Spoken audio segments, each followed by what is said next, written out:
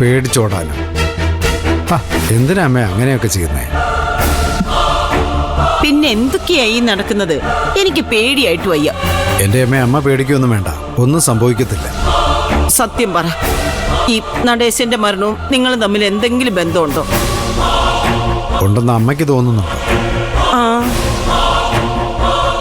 നമ്മുടെ തോന്നലല്ലോ അച്ഛാ പ്രധാനം. പോലീസ് എന്ത് പറയുന്നു എന്നുള്ളതല്ലേ. സംശയമുള്ള കണ്ണുകൊണ്ട് നോക്കിയാലേ അങ്ങനെ തോന്നത്തുള്ളൂ, പ്രത്യേകിച്ച് മോന്. ഞാൻ എന്ത് ചെയ്തു? അയ്യോ, ചെയ്തെടുത്തോളം മതിയല്ലോ.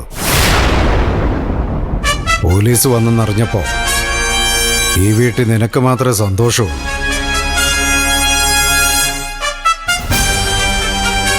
നിന്റെ സന്തോഷം, മൂടിവെച്ച ആ സന്തോഷം നിന്റെ ഓരോ വാക്കുകളിലും കാണാം. അത് വേണ്ട ശരത്ത് മോനെ. ഒടുക്കം നിനക്ക് നിരാശപ്പെടേണ്ടി വരും. അയ്യോ, അച്ഛൻ എന്നെ തെറ്റിദ്ധരിച്ചിരിക്കുക. അതെ മോനെ, അത് തന്നെയാ സത്യം. ഈ ശരത്ത് മോൻ ഇവിടെ ഉണ്ടായിരുന്നത് കൊണ്ട് പോലീസ് കൂടുതലൊന്നും ചോദിച്ചില്ല അല്ലേ? അവരുടെ സംശയങ്ങളെല്ലാം തീർത്തത് ശരത്ത് മോനാ. അമ്പലത്തിൽ നിന്ന് ഞാൻ നേരത്തെ ഇങ്ങ് പോകുന്നത് നന്നായി, അല്ലെങ്കിൽ ഇവർ രണ്ടുപേരും കുഴഞ്ഞേനെ. ആ, ഞങ്ങൾക്കൊന്നും അറിയില്ലല്ലോ, അതുകൊണ്ടാ പിടിച്ചു നിൽക്കാൻ പറ്റിയത്.